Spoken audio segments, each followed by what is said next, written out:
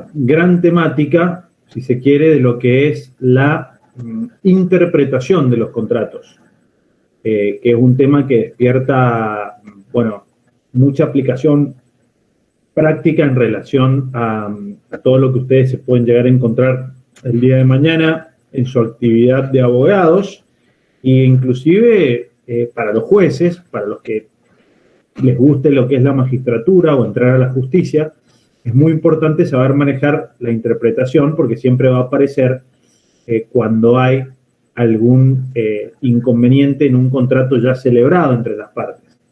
En relación al programa, esto tiene que ver con la unidad 8.23, especialmente, que tiene que ver con la interpretación del contrato, también llamado la hermenéutica contractual. Hermenéutica es todo lo relacionado con qué es lo que significa interpretar. Y, bueno, el punto, ahí ustedes lo tienen en el programa, y también está regulado en el Código Civil, también en la Ley de Defensa del Consumidor, en las reglas sobre los contratos celebrados por adhesión. Hay mucho para hablar acá.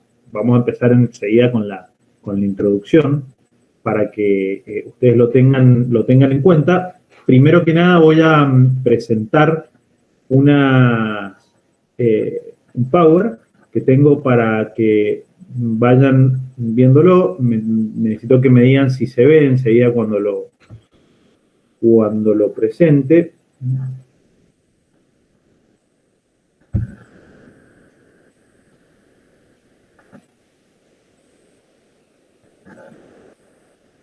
¿Ahí se ve? Sí, profe, se alcanza a ver. Sí, profe. Perfecto.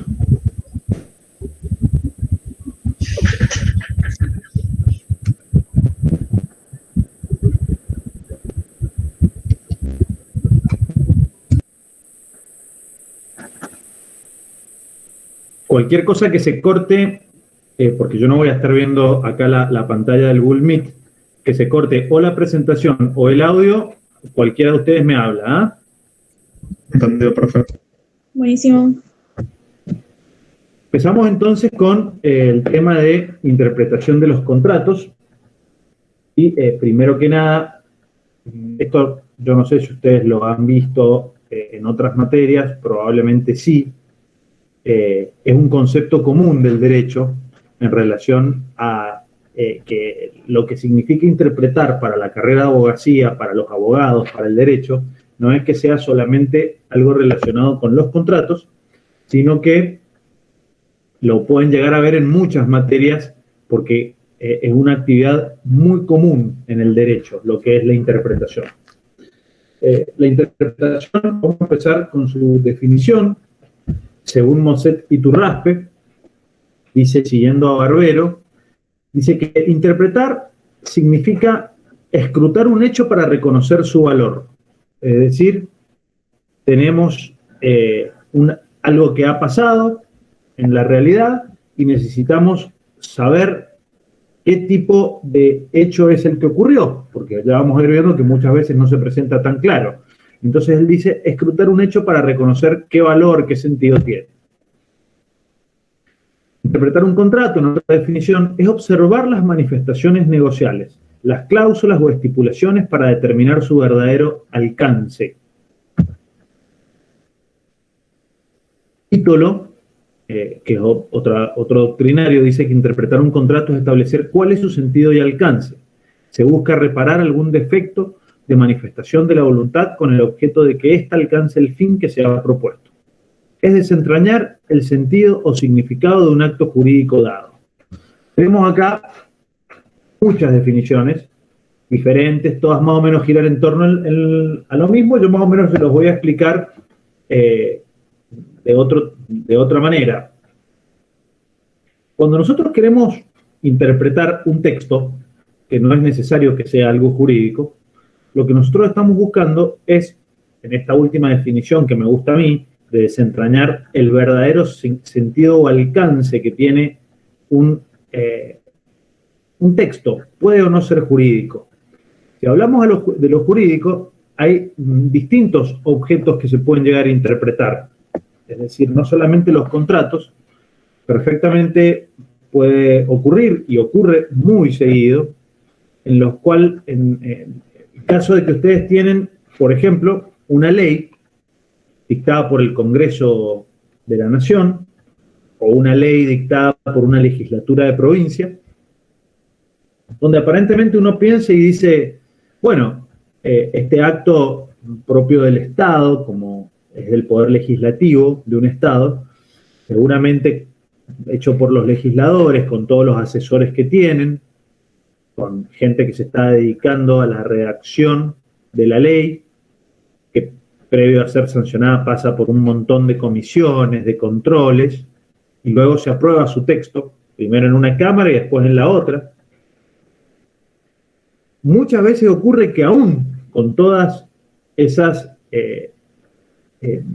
eslabones, filtros que hay previo a su sanción, dictada la ley, una vez puesta en la vida real, queriendo ser aplicada o llevada al cumplimiento por parte de sus destinatarios, se advierte que al final no era tan claro el texto de la ley y hay que empezar a recurrir a que la jurisprudencia diga qué entiende por una determinada norma. Empiezan los autores a escribir libros sobre una determinada ley o un artículo del código que no funciona, no se sabe bien qué quiere decir y necesita ser interpretado. Necesita ser desentrañado, perdón, que se me corrió la filmina, necesita ser desentrañado su verdadero sentido o alcance. Es decir, ¿qué les quiero marcar con esto? Dos cosas. La primera es que la ley propia del Estado muchísimas veces necesita ser interpretada, necesita ser buscado su verdadero valor, su verdadero sentido, su verdadero alcance en relación a una situación para la cual se la quiere aplicar. Imagínense si esto ocurre con las leyes, ¿qué quedará para dos particulares que se han encontrado para celebrar un contrato, manifestando la voluntad, redactando las cláusulas? Seguramente va a haber algo que no esté del todo claro y que necesite ser interpretado, llegado el caso. Eso por un lado. Por otro lado, importante que sepan que cuando nosotros hablamos de interpretación es porque previamente ha pasado algo que nos lleva hacia la actividad interpretativa. ¿Qué es lo que ha pasado previamente o qué es lo que genera que tengamos que echar mano a las reglas interpretativas que nos da el código, que nos da la jurisprudencia? Y que hay alguna norma, alguna cláusula del contrato, algún artículo del código, si ustedes quieren la interpretación legal, en el texto que no tiene la claridad suficiente. Necesita de la actividad interpretativa porque puede llegar a ser los dos supuestos más comunes que existen: ambigüedad, por un lado. ¿Qué significa ambigüedad? Es cuando una determinada frase, una determinada palabra, un determinado texto no encuentra su verdadero significado, su verdadero sentido, porque parece significar una cosa, pero también parece significar otra. Da lugar a muchas miradas, a muchas interpretaciones posibles, a muchos sentidos posibles. Entonces, no se sabe si se quiso decir la frase, la regla contractual, la norma, la cláusula específica, se quiso decir de un determinado modo o de otro. La ambigüedad es, les diría, el caso, si se quiere, uno de los más comunes de lo que es la actividad interpretativa. Cuando algo es ambiguo, cuando algo es poco claro, cuando algo da lugar a distintas miradas, distintas opiniones, distintas interpretaciones, ni hablar cuando eso es una regla jurídica o un contrato, que es una norma particular para las partes, es donde toda la actividad de la interpretación aparece necesaria, aparece de alguna manera ineludible para las partes, porque no se van a poner de acuerdo. En el ámbito contractual, tenemos que se celebró un contrato, lo firman las partes, luego cuando lo van a cumplir, una parte entiende que tenía que pagar determinado día, otra parte entiende que en realidad el pago tiene que ser otro día porque la redacción no se fijó en un día fijo, sino que se fijó en un plazo que no se sabía si eran días hábiles, días corridos. En otra parte del contrato dice que los días son hábiles, en otra parte del contrato dice que los días son corridos. El plazo, por lo tanto, empieza a ser motivo de discusión y no surge con claridad cuál es el alcance que se le debe dar.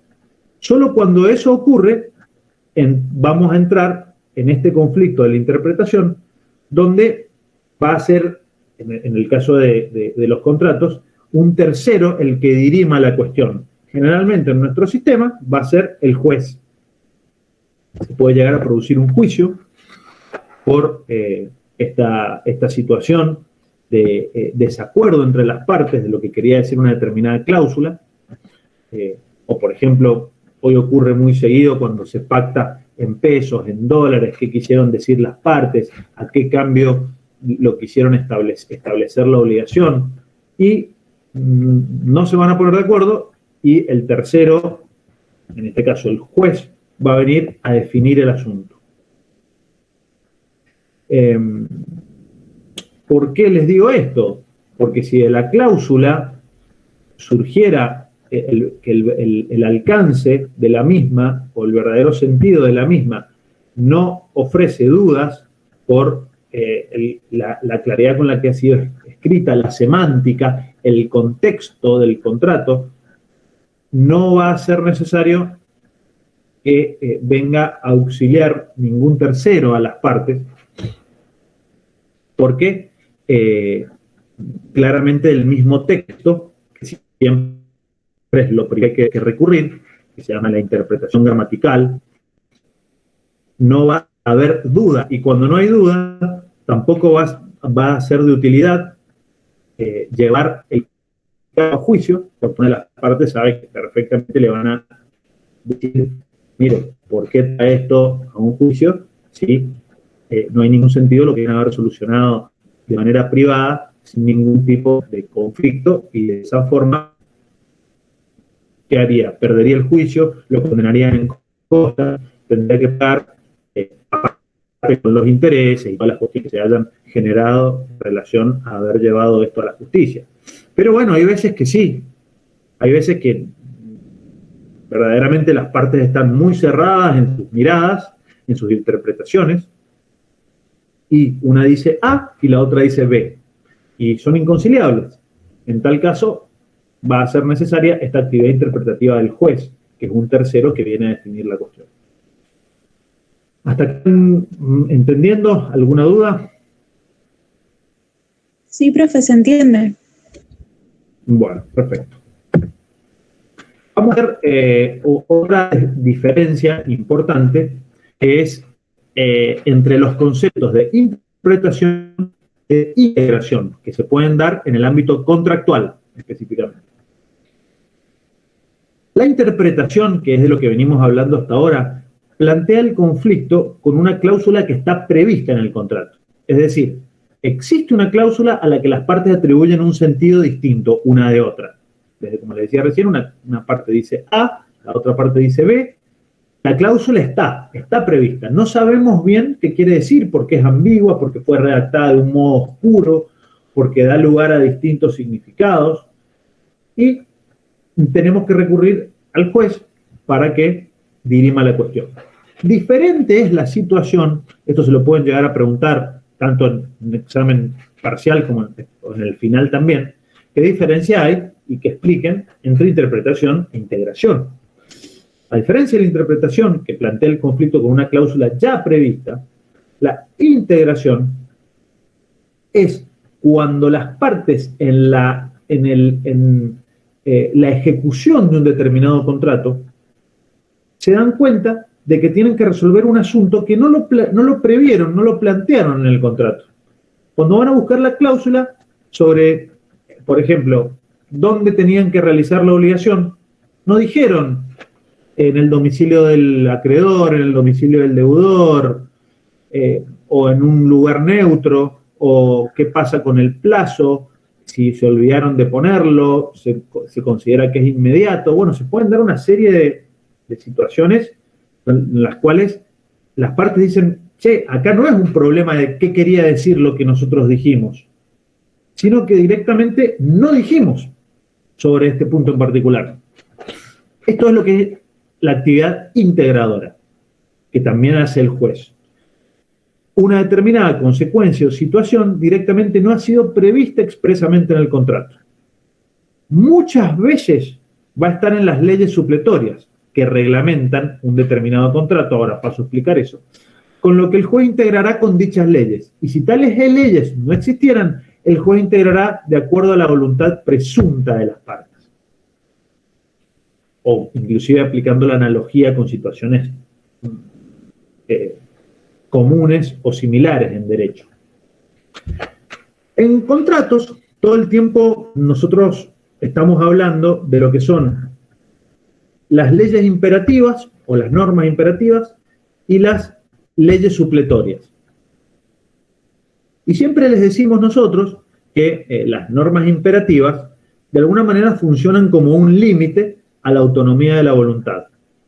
Es decir, la autonomía de la voluntad es ese poder tan importante en nuestra materia que tienen las partes de poder celebrar un determinado contrato y que una vez celebrado el mismo, forme para las partes una ley particular que tienen que respetar, decía el Código de Vélez, como si fuese la ley del Congreso. Tienen la misma fuerza. Lo que pasa es que, claro, las leyes del Congreso son con sentido general para todos los ciudadanos, los destinatarios. El contrato solo para aquellos que lo celebraron, para las partes del contrato. Pero en cuanto a nivel de jerarquía y de importancia y de consecuencias del cumplimiento, es como si fuese una ley. Esto es lo que permite la autonomía de la voluntad. Y acá viene la discusión de, bueno, ¿yo qué puedo en lo que es la autonomía de la voluntad obligarme con relación al otro? Cualquier cosa, ¿hasta dónde llega mi autonomía de la voluntad? Bueno, de esto habla mucho la unidad 1, parte de la unidad 2. Algo ya hemos visto, pero ustedes saben que uno de los límites fuertes que tiene la autonomía de la voluntad, además del abuso del derecho, del orden público, dentro del orden público están las reglas, las normas imperativas, las leyes imperativas, que son aquellas que no las podemos cambiar en el contrato. Típico ejemplo, el plazo mínimo de duración de un contrato de locación de bienes inmuebles. El inquilino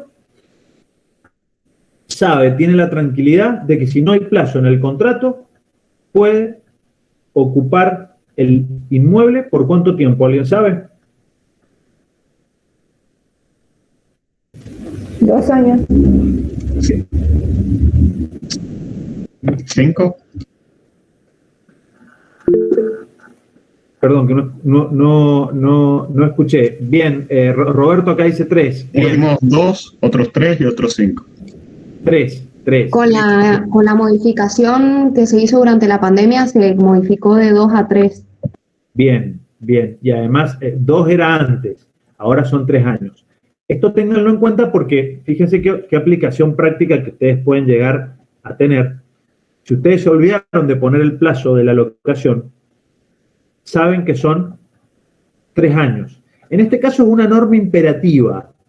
¿Qué quiere decir esto?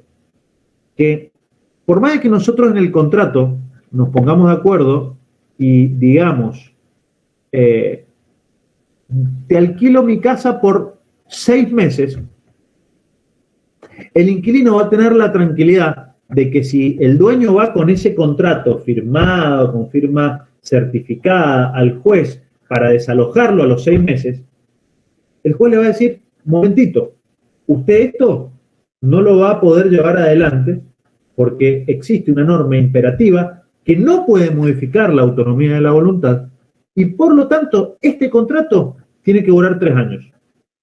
Por supuesto va a tener que pagar el alquiler, cumplir con sus obligaciones, pero tiene ese derecho de 3 años. Esa es una norma imperativa. No puede cambiar la autonomía de la voluntad. Después están las normas supletorias que reglamentan el contrato, que son aquellas que están previstas en el código. Cuando vean contratos 2 van a ver, acá estamos viendo la parte general, pero cuando vean contratos 2 van a ver que cuando el código reglamenta cada uno de los distintos contratos que están nominados, compraventa, locación, leasing, fideicomiso, mandato, bueno, etcétera, van a tener lo que son las reglas supletorias. Aquellas que las partes, con el poder que les otorga la autonomía de la voluntad, pueden modificar, pueden extinguir, pueden decidir no aplicar, pueden cambiarlas, pueden aplicarlas así como las prevé el código, pero que al legislador no le ha interesado que sean imperativas o de orden público porque pueden ser modificadas.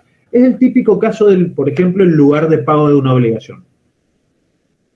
Si en un contrato no se establece lugar para el pago de una determinada obligación emergente de ese contrato, la regla supletoria porque suple la voluntad de alguien, de las partes, en este caso, que no está prevista, claramente dice, bueno, en este caso, tiene que hacer el pago para que el mismo sea válido en el domicilio. Entonces, el acreedor va a poder ir el día del vencimiento de la obligación a tocarle la puerta, por ejemplo, en un contrato de compraventa, si no se estableció lugar de pago, para que le entregue el precio en el domicilio del deudor. Ahora bien, si esto las partes lo quisieron modificar y dijeron, mire, el pago se va a hacer en la escribanía del escribano Juancito que queda en calle España y Colón. Bueno, ahí se modificó el lugar de pago por la autonomía de la voluntad. Por lo tanto, no se va a aplicar esa regla supletoria porque no es necesario suplir nada. Me fui demasiado, pero volviendo a lo que es la integración, cuando algo no está previsto en el contrato, el juez lo que primero se va a fijar es si está o no está en el contrato. Si no está en el contrato, va a ir a las reglas, a las leyes supletorias. Si está en las leyes supletorias, aplica la ley supletoria. Por ejemplo, este ejemplo. Mire, ustedes no saben dónde tiene que pagar. Acá el código dice que tiene que pagar en el domicilio del deudor, pague ahí. Y si no existiesen leyes supletorias, porque tampoco es que todo está previsto, el juez integrará de acuerdo a la voluntad presunta de las partes. ¿Qué quiere decir la voluntad presunta de las partes?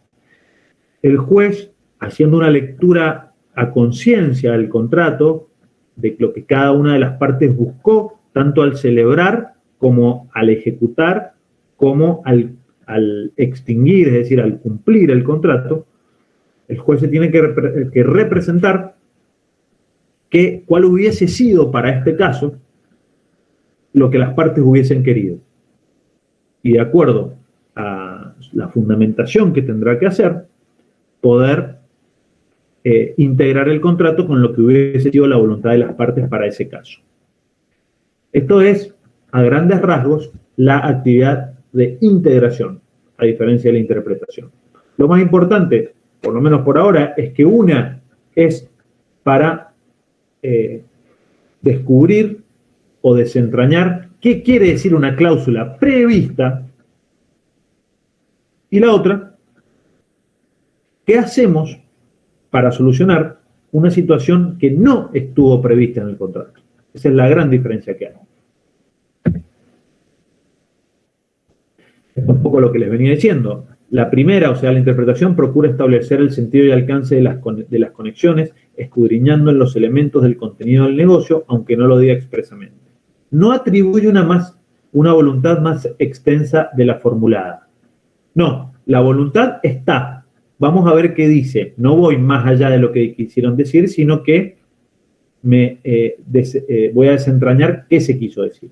Y la integración ya agrega algo más.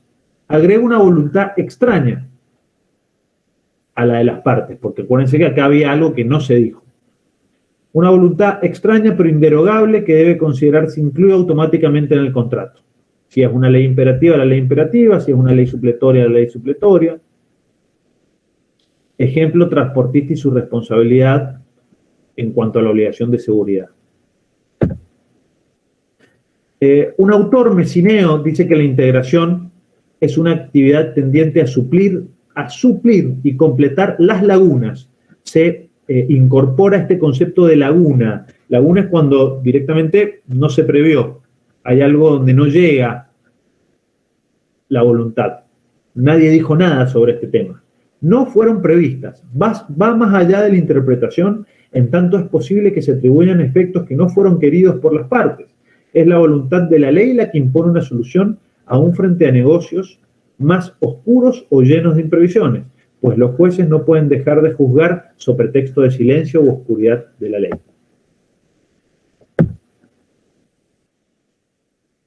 Cualquier duda que tengan, me interrumpen directamente, prenden el micrófono y me interrumpen, así es más dinámica la situación. Yéndonos al common law, donde, como ustedes saben, es un derecho en el cual hay muchas situaciones que no tienen tanta previsión como en nuestro derecho, porque tienen muchísimos menos códigos de fondo por otra tradición jurídica, ¿no? Y ellos también utilizan, por lo tanto, muchísimo lo que es estos conceptos le llaman interpretation, construction, que vienen a ser como la interpretación y la integración nuestra. Fíjense que construction lo ven como cuando hay que integrar, es como que ellos, el mismo juez, tiene que construir la voluntad. Es algo nuevo, no es algo que ya está pero está oscuro, sino que directamente se crea algo nuevo.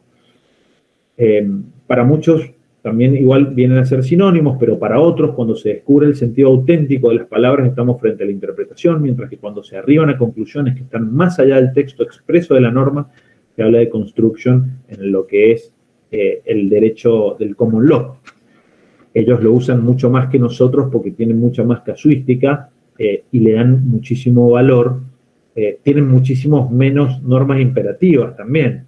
Le dan muchísimo valor a lo que es la voluntad de las partes en el contrato. El derecho de los contratos de los países del common law tiene una importancia central en la vida diaria de esos países. En el nuestro hay muchas más trabas, hay muchas más reglas que impiden decir algo de determinada manera. Por ejemplo, acá, si uno dice, me va a pagar en dólares al cambio tanto el día 30 de septiembre. Muy probablemente en Argentina, esa norma, por imperio del artículo 765 y 766 del Código Civil y Comercial, va de alguna manera ir en contra de lo que es una ley imperativa, que es poder desobligarse cualquier deudor en moneda de curso legal.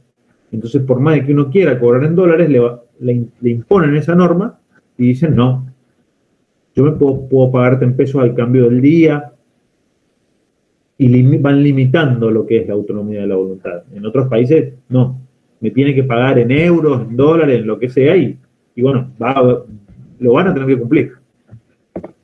Son un poco diferencias importantes en los distintos tipos de sistemas. ¿A quiénes se dirigen las normas de interpretación que están previstas en el código? ¿Al juez o a las partes? Esto es una gran discusión. Algunos autores dicen que va al juez, otros dicen que en primer lugar a las partes intérpretes auténticos del contrato y solo en caso de conflicto al juez. A mí me gusta más esta postura porque si ustedes como abogados, cuando llega el cliente a su estudio jurídico y les dice, mire, tengo un problema con este contrato, agarran el contrato, van a leer el contrato, van a estudiar el problema que les trae el cliente. Mire, le dice, Acá está muy claro que lo que quiere decir es una determinada cosa. No tiene ningún sentido hacer un juicio por esto. Si el cliente de ustedes entiende, van a poder ahorrar inclusive el litigio judicial, el tiempo, los honorarios y no tener que ir al juez. Por supuesto que cobrarán la consulta como abogados, pero lo que les quiero decir es que no es necesario que lleguen a un conflicto. Ahora, si ya verdaderamente no pueden ponerse de acuerdo, porque una parte considera una cosa y la otra considera otra, bueno, no cabe duda que el destinatario de las normas será el juez. Después se preguntan también los autores si las normas interpretativas son normas coercitivas, es decir, con poder de coerción, o meros consejos que brinda el código al juez. Para los italianos y alemanes son normas positivas y obligatorias. Para los franceses son máximas de orden interno procesal, son consejos dados al juez, pero el juez es libre de interpretar como mejor le parezca. Esto se los dejo como para que ustedes sepan las distintas posturas, no es que sea lo importante. Haciendo una evolución de lo que ha sido la interpretación en nuestra legislación, el código de Vélez-Sarsfield no incluyó casi normas interpretativas. Sí estaban en el Código de Comercio, los artículos 217 a 220. El Código Civil de Vélez lo que tenía era el artículo 1198 del Código Civil, que como gran regla interpretativa, una de las más importantes, era la buena fe, que decía ese artículo que los contratos deben celebrarse, ejecutarse, cumplirse y extinguirse de acuerdo a la buena fe, especialmente en su interpretación, a lo que las partes verosímilmente entendieron o pudieron entender, obrando con cuidado y previsión. Es decir, una persona que se presenta ante la otra para celebrar un contrato tiene que hacerlo de buena fe. Y el juez conoce cuál hubiese sido la buena fe en ese caso concreto y de esa forma sería una regla para poder interpretar el contrato.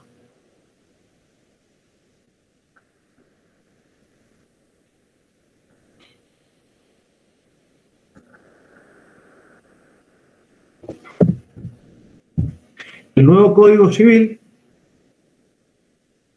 sí incluye normas interpretativas y también las incluye la Ley de Defensa del Consumidor en el microsistema del consumidor, y sobre esto ha tenido muchísima importancia la actividad, el papel de la doctrina en los congresos, en las jornadas, proyectos de modificaciones, que ha llegado a ser una evolución en cuanto a lo que es la materia de interpretación. El principio más importante de interpretación se puede decir que sigue siendo la buena fe, que es el que tenía el Código de Vélez, el que en un primer momento les hablaba. Dicen los autores que es como el sol. Es el centro de un sistema y conserva su luminosidad constante pese a la energía que prodiga. Es decir, siempre el sol, el centro de todo el sistema de interpretación, es la buena fe. El juez siempre se va a fijar ante el conflicto cómo hubiese obrado una de las partes siguiendo a la buena fe. Si aún en caso de que las dos hayan obrado de buena fe, se sigue produciendo el conflicto, pasa a aplicar las otras reglas. Iturraspe es innegablemente una categoría invasora, la buena fe. Por eso sus enemigos afirman que la incorporación de la buena fe equivale a la apertura de la jaula que guarda la fiera. Luego es posible cualquier cosa. Avanza y avanza. Y después, los principios que existen en el código y que además ha creado la jurisprudencia, ha creado la doctrina, que lo vamos a explicar, que son los que más, los clásicos, los que más se están aplicando hoy por hoy, que los voy diciendo. El primero, el más importante, luego de la buena fe, la interpretación literal. Interpretación literal significa, vamos primero a ver qué dice la palabra, qué dice la semántica, también le llaman así. Uno lee una oración, ¿qué entiende de eso? Es lo primero donde hay que concentrarse. Interpretación literal. Si también llamada gramatical, también llamada semántica. ¿Qué dice la norma? De acuerdo al idioma en el que está redactada, al uso común que se le dan a las palabras, no al uso técnico. Muchas veces acá se zanja el asunto, la cuestión. Mire, es claro que el juez entiende que esta norma quiere decir tal cosa. Segunda interpretación, esto va como en eslabones, si se quiere también, en el sentido de que cuando no fue suficiente la interpretación literal, también es cuando debo recurrir a otra interpretación, muy utilizada también, que es la contextual. La interpretación contextual, enseguida la vamos a ver en el código, es, mire, la cláusula verdaderamente, leyéndola gramaticalmente en su literalidad, no me da una solución concreta de qué es lo que estoy buscando. Entonces necesito recurrir al contexto del contrato para ver si, de acuerdo a lo que hay en las otras cláusulas, logro darle un sentido a esta cláusula que está oscura. Otra interpretación muy utilizada también, la teleológica. La interpretación teleológica tiene que ver con la finalidad. ¿Qué pregunta cabe hacerse aquí? ¿Qué es lo que las partes buscaron? ¿Qué es lo que las partes intentaron o qué finalidad se propusieron celebrando este contrato? ¿Qué es lo que querían? De esa forma muchas veces se logra también darle un sentido a una determinada cláusula que está oscura. Interpretación fáctica, que significa es interpretar una cláusula de acuerdo a cómo se comportaron, a cómo actuaron, por eso es fáctica, a qué hechos se produjeron en el devenir de ese contrato. Muchas veces, si analizando cómo se movió, cómo estuvieron las partes comportándose durante el tiempo del contrato, se logra saber qué es lo que significaba.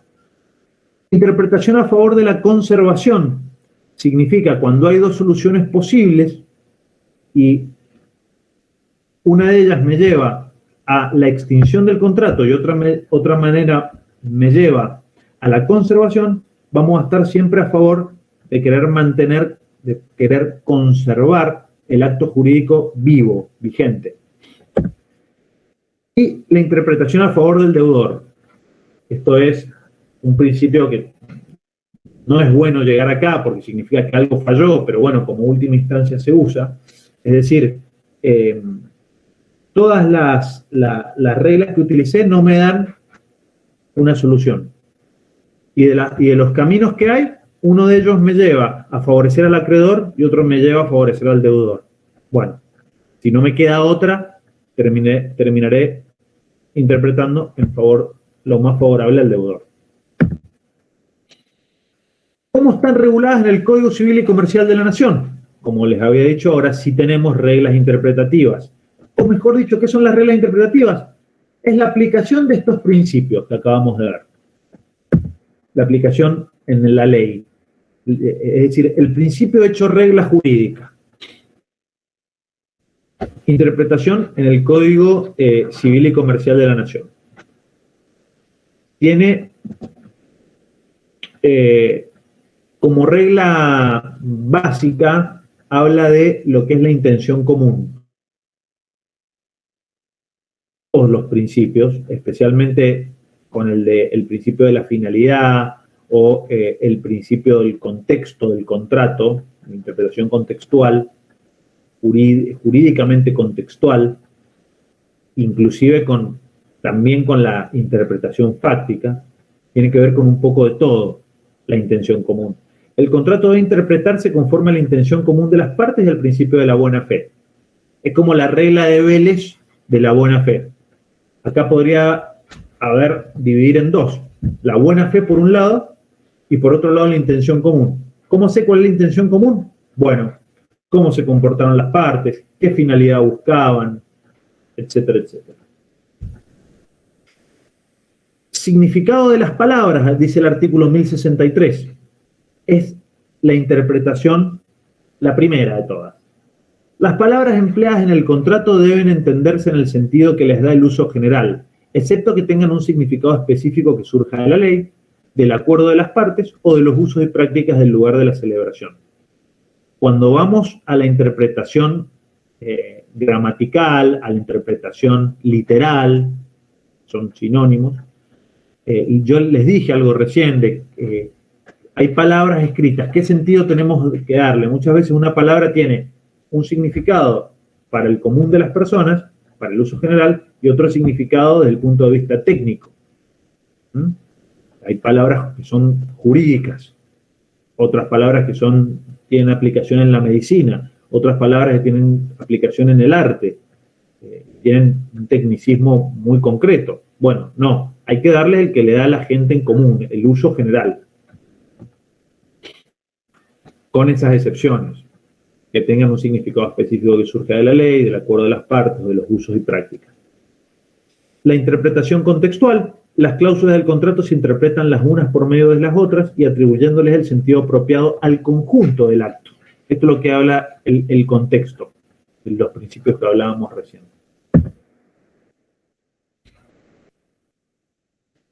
Cuando el significado de las palabras, fíjense lo que dice el 1065, que acá ya son reglas interpretativas específicas. Cuando el significado de las palabras interpretado contextualmente, es decir, en su conjunto, no es suficiente, se deben tomar en consideración. Y dice 3 aspectos. Pero detengámonos en la primera parte del 1065. Cuando el significado de las palabras interpretado contextualmente no es suficiente. O sea, acá lo que la ley nos está diciendo, que los 2 principios más importantes son, o las 2 reglas más importantes, el gramatical, o el significado de las palabras, y el contextual. Esos 2. A las palabras hay que interpretarlas con su significado literal, de acuerdo al uso común, y además en contexto.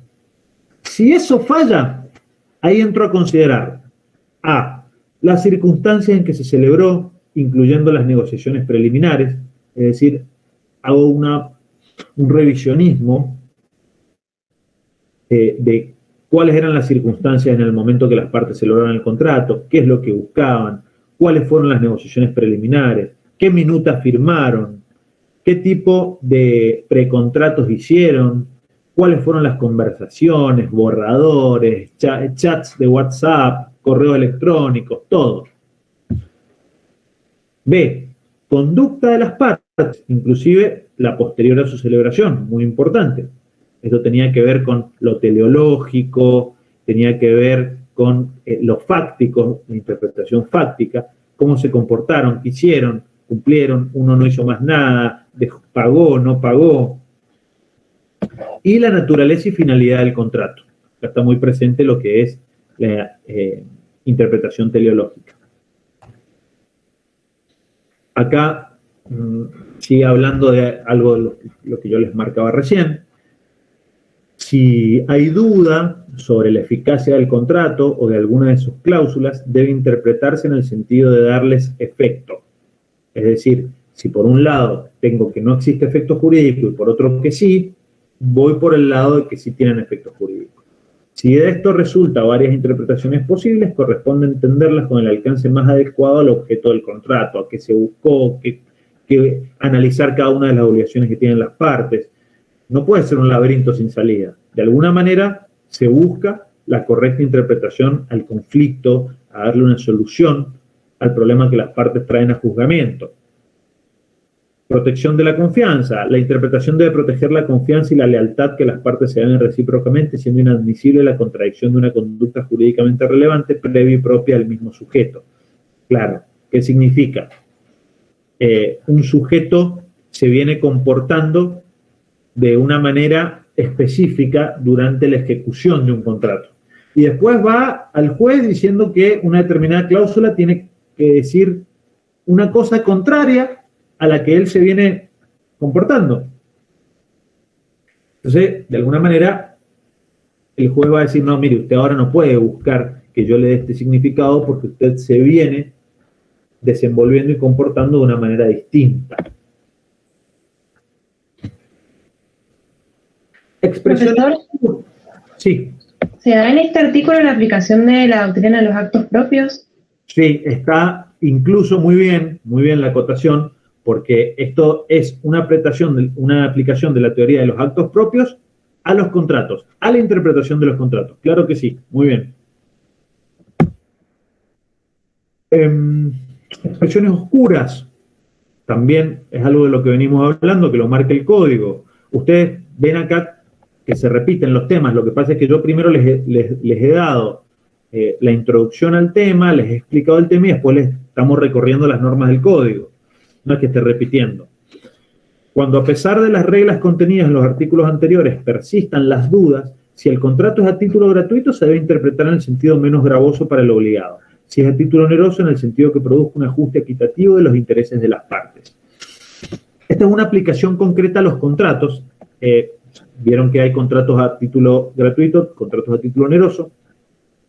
¿Por qué cuando es a título gratuito se debe interpretar en el sentido menos gravoso para el obligado? Y bueno, porque siempre va a haber un obligado. Entonces, si encima que no está recibiendo una contraprestación a cambio de la de él, si tenemos esa situación, bueno, tratemos de que si hay un conflicto de cómo tenía que cumplir, de aplicar el menos gravoso para el obligado, ya que se supone que está otorgando una liberalidad. Y si el contrato es a título oneroso, en el sentido que produzca un ajuste equitativo de los intereses, es decir, de la manera que quede más equilibrado para las dos partes, no más favorable a una ni más favorable a la otra. Artículo 1062. Cuando por disposición legal o convencional se establece expresamente una interpretación restrictiva, debe estarse la literalidad de los términos utilizados al manifestar la voluntad. Este artículo no es aplicable a las obligaciones del predisponente y del proveedor en los contratos por adhesión y en los de consumo, respectivamente. Ahora lo explico.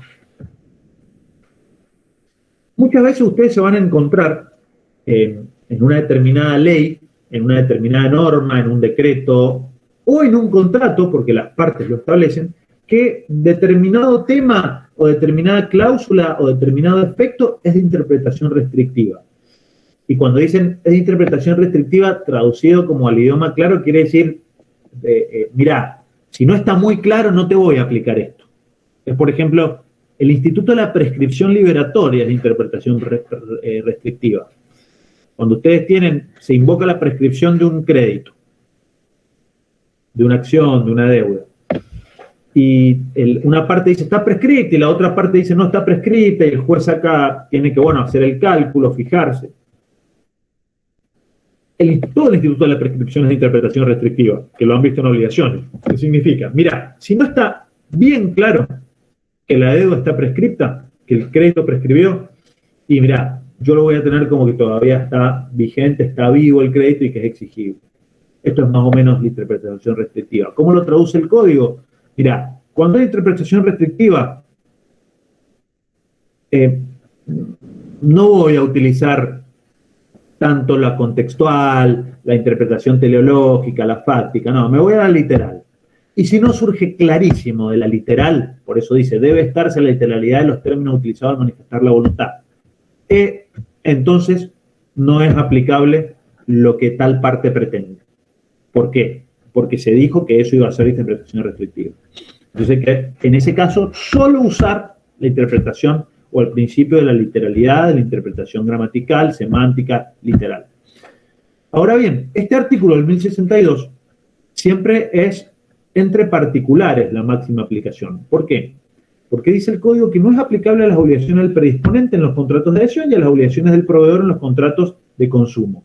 Justamente porque, como en esos contratos, la literalidad de las palabras generalmente va en contra del adherente o en contra del consumidor, no le quieren dar la posibilidad a la parte fuerte de la relación que, alegando que todo es de interpretación restrictiva o poniendo en el contrato que es de interpretación